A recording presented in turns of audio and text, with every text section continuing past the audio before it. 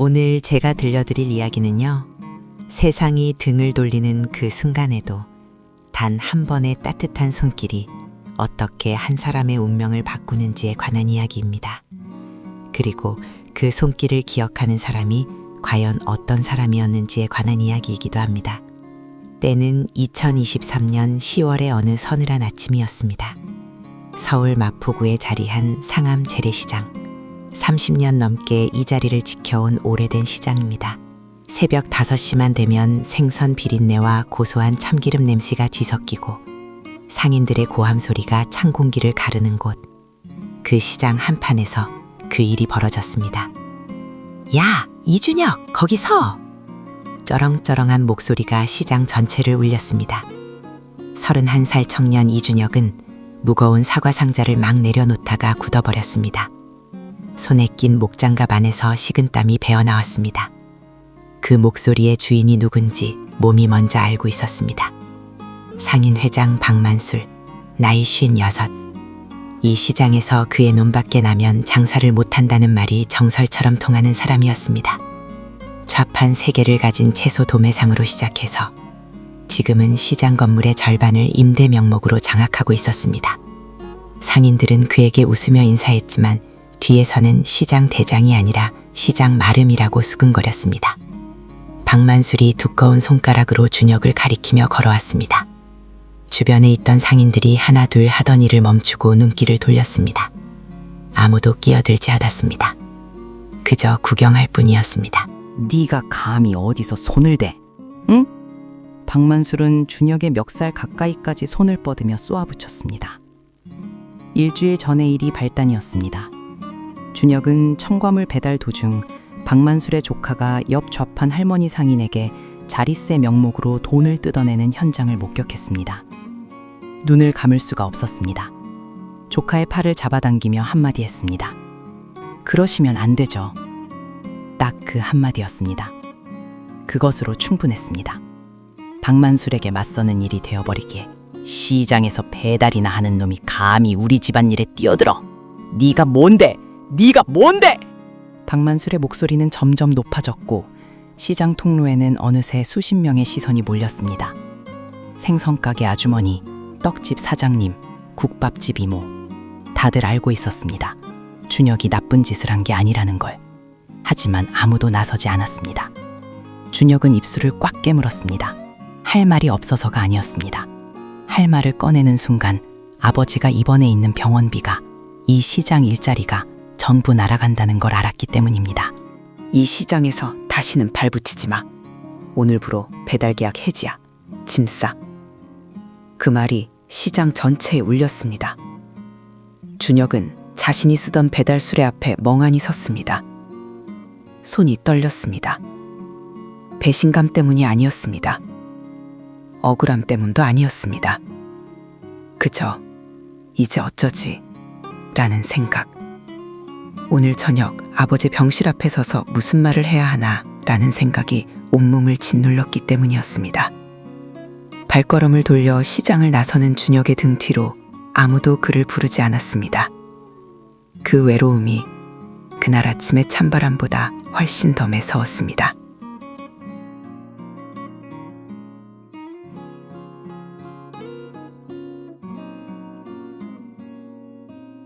시장을 나온 준혁의 발걸음은 갈 곳이 없었습니다. 집으로 돌아갈 수도 없었습니다. 돌아간들 기다리는 건 월세 독촉 문자와 텅 빈 냉장고뿐이었으니까요. 그는 한참을 걷다가 한강변 벤치에 주저앉았습니다. 10월의 강바람이 귓가를 파고들었습니다. 스마트폰 화면을 켰습니다. 문자가 3통 와 있었습니다. 첫 번째, 병원에서. 이준혁 보호자님, 입원비 미납분 187만 원 납부 부탁드립니다. 두 번째, 저축은행에서 대출 원리금 연체 3회차.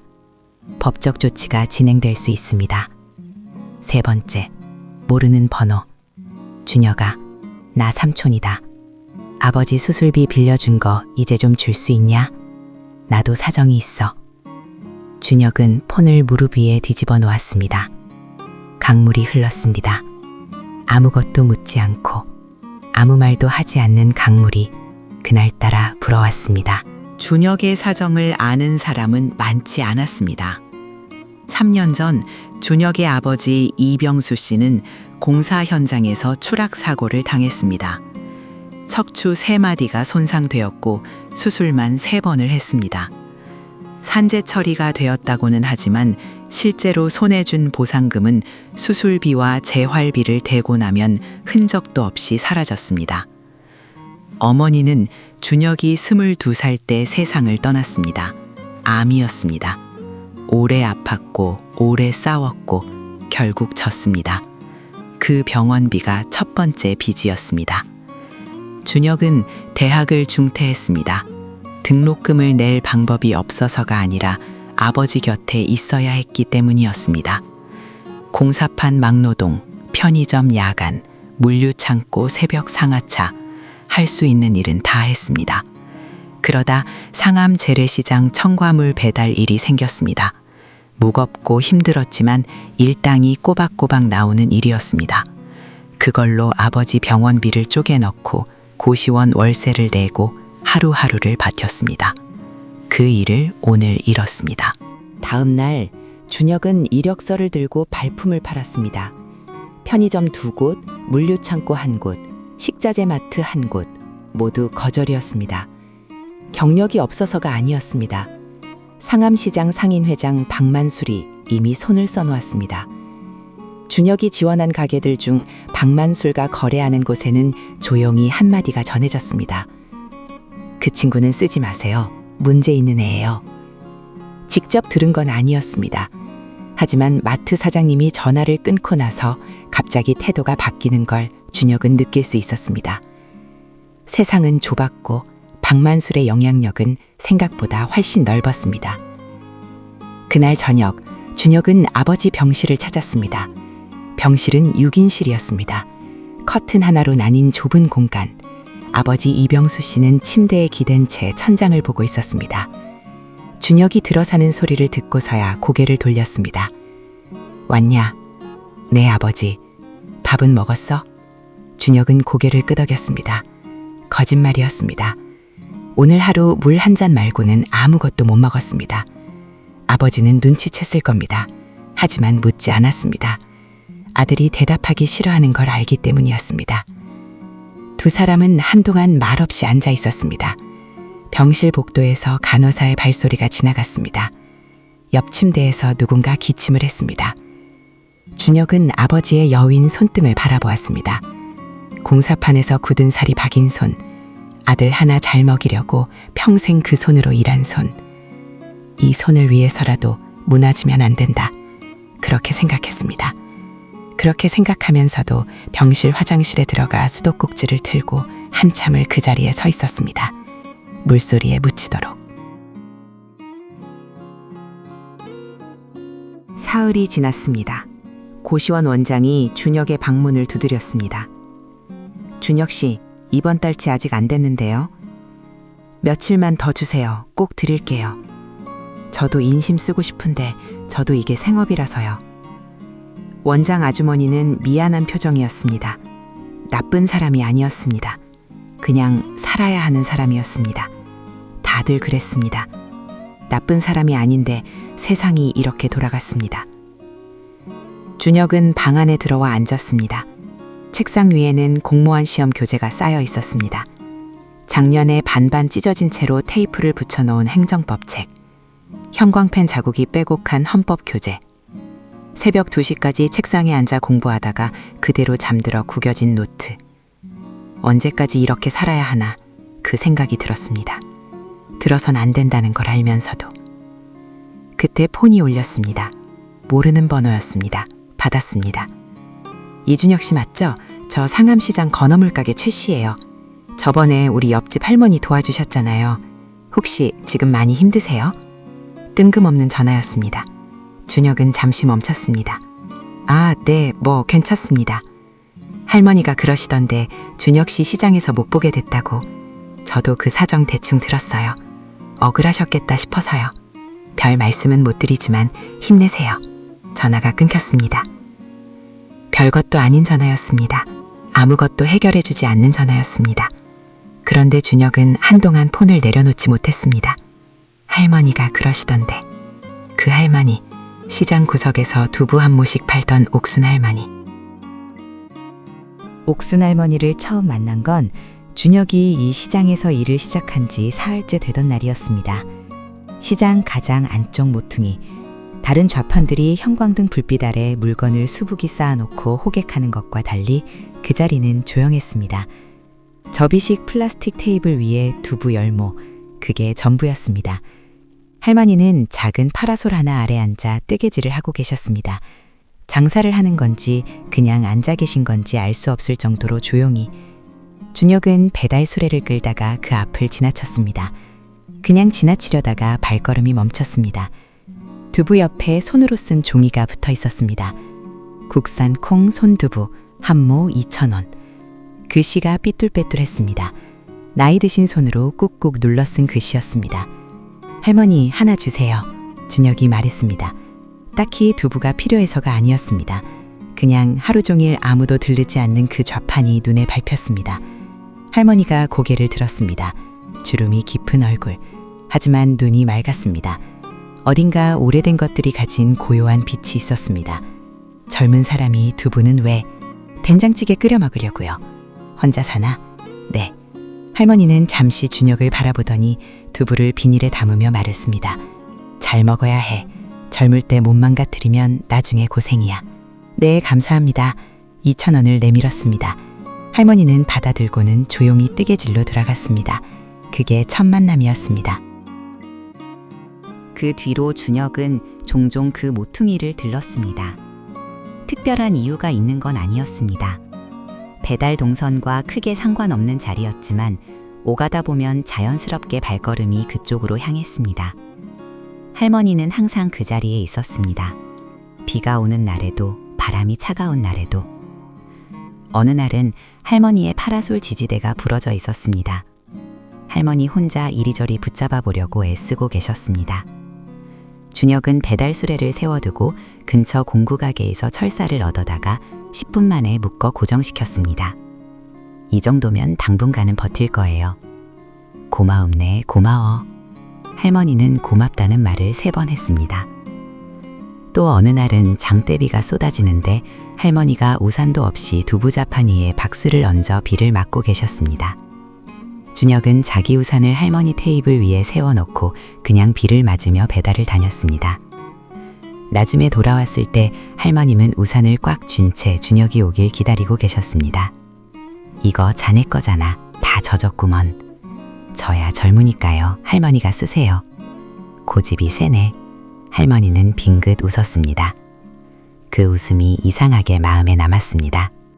2달이 흐르는 동안 준혁은 할머니에 대해 아는 게 별로 없었습니다. 이름은 옥순이라고 했습니다. 나이는 73. 어디 사시냐고 물으면 가까운데 라고만 했습니다. 가족은 있냐고 물으면 있지 라고만 했습니다. 두부는 직접 만드시냐고 물으면 예전엔 그랬지 라고 웃었습니다. 묻는 것마다 짧게 끊기는 대화였지만 준혁은 불편하지 않았습니다. 말이 없어도 그 자리가 편했습니다. 시장에서 유일하게 아무것도 요구하지 않는 자리였습니다. 하루는 할머니가 먼저 물었습니다. 아버지는 어떠나? 준혁이 멈칫했습니다. 아버지 얘기를 한 적이 있었던가 기억이 흐릿했습니다. 어떻게 아세요?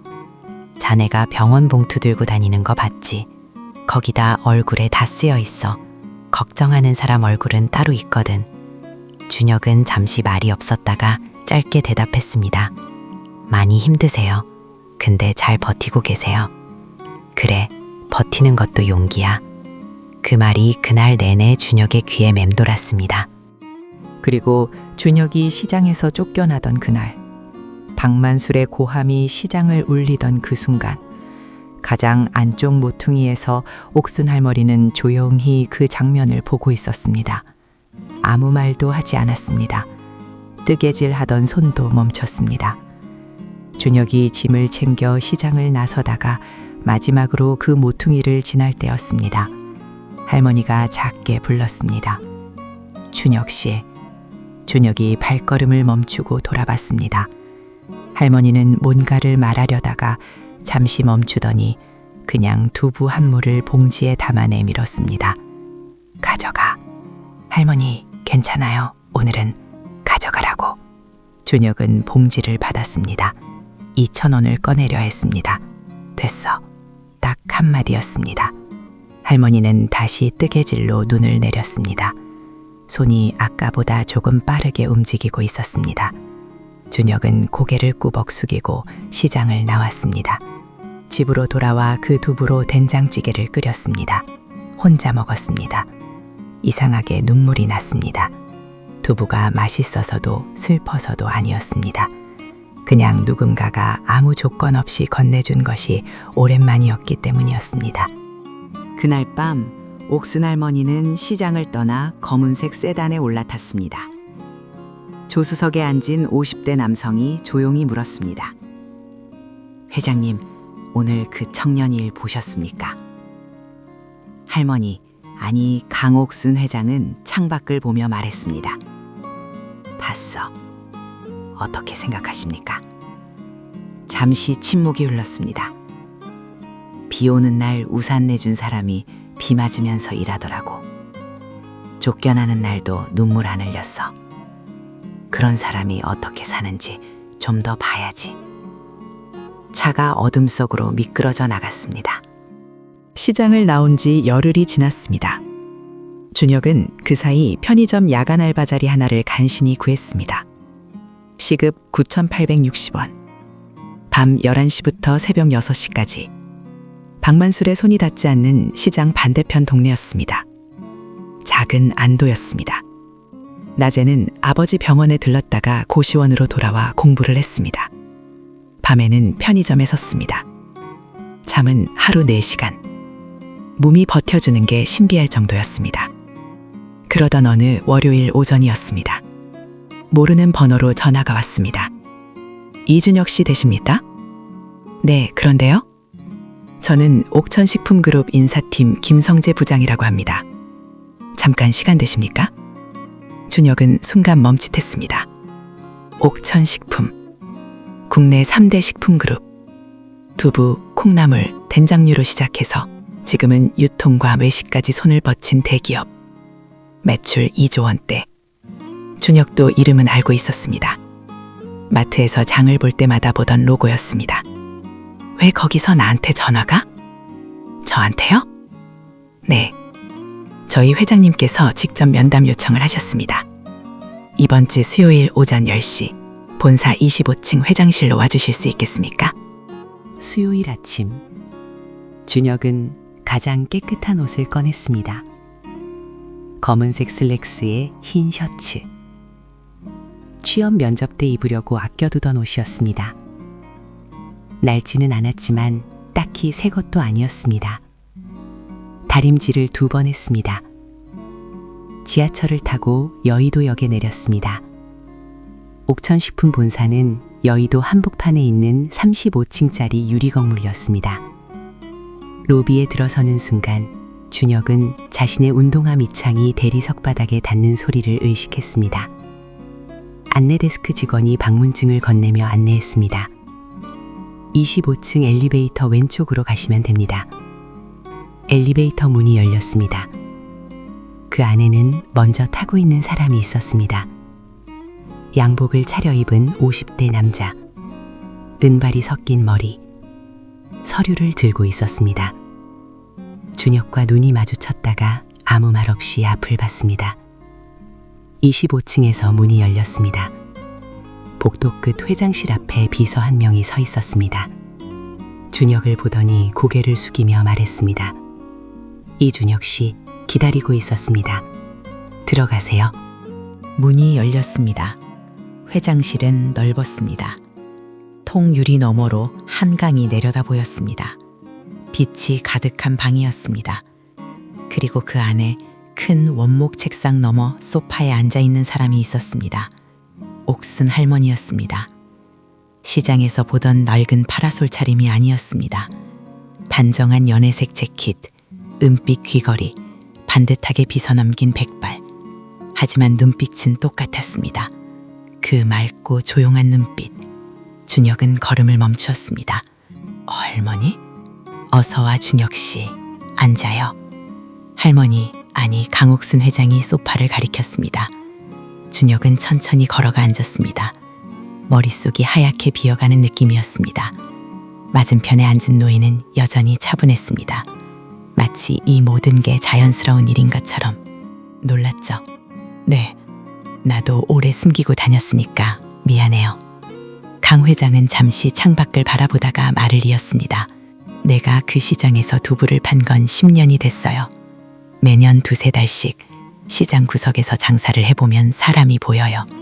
돈 냄새 못 맡는 자리에서 누가 친절한지, 누가 약한 사람한테 어떻게 대하는지, 그게 내가 사람 보는 방식이에요. 준혁은 아무 말도 하지 못했습니다. 비 오는 날 우산 내준 사람이 비 맞으면서 일하는 거 봤어요. 쫓겨나는 날 눈물도 안 흘리고 나가는 거 봤어요. 그리고 나한테 두부값 꼭 내려던 거 나 다 기억해요. 그때 회장실 문이 다시 열렸습니다. 비서가 안내한 두 번째 손님이 들어섰습니다. 상인 회장 박만술이었습니다. 양복을 차려입고 머리까지 기름칠을 한 모습이었습니다. 회장실에 들어서며 허리를 굽혔습니다. 회장님 부르셨습니까? 이번 여의도 신규 식자재 납품건 때문에? 말을 멈췄습니다. 소파에 앉아있는 얼굴을 봤습니다. 이준혁이었습니다. 박만술의 얼굴이 굳었습니다. 눈이 빠르게 준혁과 강 회장 사이를 오갔습니다. 저 친구는 왜? 강 회장이 조용히 말했습니다. 앉아요, 박 회장님. 박만술은 어색하게 소파에 앉았습니다. 아까의 굽실거리는 태도는 온데간데 없었습니다. 눈빛이 흔들렸습니다. 강 회장이 테이블 위 서류 봉투를 밀었습니다. 상암시장 건물 임대계약 관련 서류예요.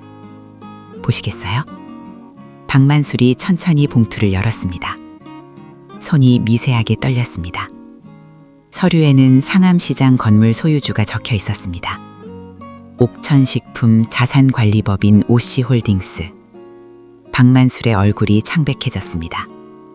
그 시장 건물 자체가 처음부터 강 회장 소유였습니다. 박만술이 마름처럼 굴 수 있었던 것도 결국 이 건물이 받쳐줬기 때문이었습니다. 그런데 그 건물 주인이 자신이 매일 모욕을 줬던 구석자리 두부 할머니였다는 걸 그는 오늘 처음 알았습니다. 강 회장이 말을 이었습니다.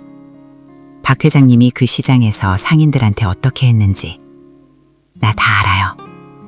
자릿세 명목으로 돈 거둔 것도, 마음에 안 드는 사람 일자리 막은 것도 10년 동안 봤으니까. 박만술은 입을 열었다가 다시 닫았습니다. 계약 갱신은 없어요. 이번 달 말까지 정리해 주세요. 짧고 조용한 선고였습니다. 고함도 없었습니다. 흥분도 없었습니다. 그냥 당연한 일을 말하는 목소리였습니다. 그게 오히려 더 무거웠습니다. 박만술은 한동안 그 자리에서 움직이지 못했습니다. 그가 나간 뒤 회장실에는 준혁과 강 회장 둘만 남았습니다. 강 회장이 준혁을 바라보며 말했습니다. 준혁 씨한테 드릴 말씀이 있어서 따로 불렀어요. 네, 우리 그룹 인재육성재단에서 매년 장학생을 뽑아요. 학벌이나 스펙이 아니라 사람을 보고 뽑는 장학금이에요. 올해는 1명 더 추가하기로 했어요. 준혁은 말을 잇지 못했습니다. 아버지 병원비는 재단 의료지원 항목으로 처리할게요. 공부하고 싶으면 대학도 다닐 수 있어요. 공무원 시험 계속 보고 싶으면 그것도 좋고. 왜 저한테 이러시는 거예요? 준혁의 목소리가 조금 떨렸습니다. 강 회장은 잠시 웃었습니다. 시장 구석 파라솔 아래서 짓던 그 웃음과 똑같은 웃음이었습니다. 비 맞으면서도 내 우산 안 뺏어 갔잖아요. 그날 이후 준혁의 삶은 달라졌습니다. 하지만 드라마처럼 하루아침에 모든 게 바뀐 건 아니었습니다. 강 회장은 그런 사람이 아니었습니다. 준혁에게 거창한 자리를 준 것도 화려한 보상을 안겨준 것도 아니었습니다. 그저 막혀 있던 길을 하나씩 열어줬습니다. 아버지 병원비가 먼저 해결됐습니다. 옥천식품재단 의료지원 항목으로 처리된 서류가 병원에 도착한 날, 준혁은 원무과 창구 앞에서 한동안 서 있었습니다. 미납 금액 0원. 그 숫자를 보는 게 믿기지 않아서였습니다. 3년 동안 매달 조금씩 갚으며 줄어들지 않는 것처럼 느껴졌던 숫자가 한 줄로 정리되어 있었습니다. 병실로 올라갔습니다. 아버지에게는 아무 말도 하지 않았습니다. 그냥 옆에 앉았습니다. 아버지가 물었습니다. 오늘 표정이 다르네? 그래요? 뭔가 내려놓은 사람 얼굴이야. 준혁은 웃었습니다. 오랜만에 힘을 주지 않고 웃었습니다. 석 달이 지났습니다. 준혁은 방송통신대학교 경영학과에 등록했습니다. 낮에는 옥천식품재단 사무국에서 인턴으로 일했습니다. 거창한 직함이 아니었습니다. 재단이 지원하는 청년 상인들의 서류를 정리하고 시장 현장을 직접 다니며 실태를 조사하는 일이었습니다. 그 일이 준혁에게 잘 맞았습니다. 시장을 아는 사람이었으니까요. 배달 수레를 끌어본 사람이었으니까요. 새벽 5시의 생선 비린내와 비 오는 날 좌판을 지키는 마음이 어떤 건지 아는 사람이었으니까요. 강 회장은 준혁이 올린 첫 번째 현장 보고서를 읽고 비서를 통해 메모 한 장을 보냈습니다. 잘 봤어요. 이게 진짜 공부예요. 준혁은 그 메모를 책상 서랍에 넣어두었습니다. 상암 재래시장에도 변화가 생겼습니다. 박만술이 떠난 자리는 생각보다 조용하게 정리됐습니다. 요란한 사건이 있었던 것도 아니었습니다. 임대 계약이 해지됐고 박만술은 시장을 떠났습니다.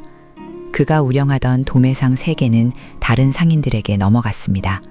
그동안 박만술에게 자리세를 뜯기던 상인들은 처음에는 어리둥절해했습니다. 그 다음에는 조심스럽게 안도했습니다. 그리고 조금씩 시장 분위기가 달라졌습니다. 옥천식품재단이 전통시장 상생 지원 프로그램을 상암시장에 첫 번째로 도입했습니다. 노후 시설 개선, 소상공인 저금리 대출 연계, 청년 창업 입점 지원. 그 실무를 진행한 사람이 준혁이었습니다. 건어물 가게 최씨 아저씨는 준혁을 보더니 크게 웃었습니다. 야, 이게 뭔 일이야. 네가 여기서 이런 일 하게 될 줄 누가 알았겠냐. 저도 몰랐어요. 그 할머니가 보통 분이 아니셨던 거지. 네, 정말로요. 그해 겨울, 강 회장은 준혁을 한 번 더 불렀습니다. 여의도 본사가 아니었습니다. 충청북도 어딘가에 있는 작은 두부 공장이었습니다. 옥천식품의 모태가 된 곳.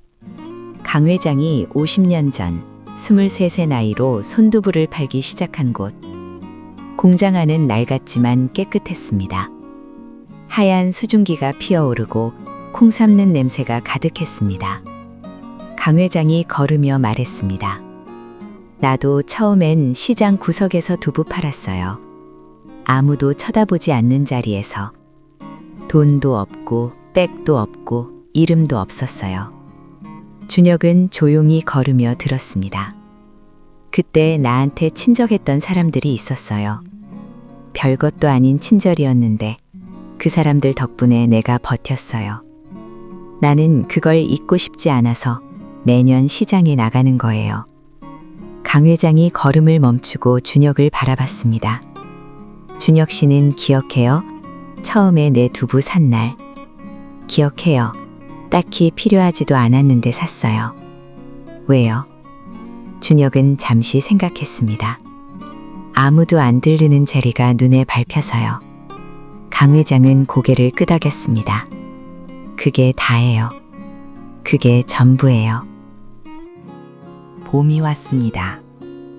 아버지 이병수 씨는 재활치료 끝에 병원을 나왔습니다. 완전히 회복된 건 아니었습니다. 지팡이가 필요했고 오래 서 있기는 힘들었습니다. 하지만 걸을 수 있었습니다. 퇴원하던 날 아버지는 병원 입구에 서서 한참 바깥 공기를 마셨습니다. 좋다. 딱 한마디였습니다. 준혁은 그 옆에 서 있었습니다. 아버지의 어깨가 자신보다 훨씬 작아진 게 느껴졌습니다. 언제부터 이렇게 작아지셨나? 아니면 자신이 커진 건가? 아버지가 옆을 흘깃봤습니다. 너 요즘 밥은 먹고 다니냐? 먹어요. 이번엔 진짜냐? 이번엔 진짜예요. 아버지가 피식 웃었습니다. 준혁도 웃었습니다. 두 사람은 나란히 걸었습니다.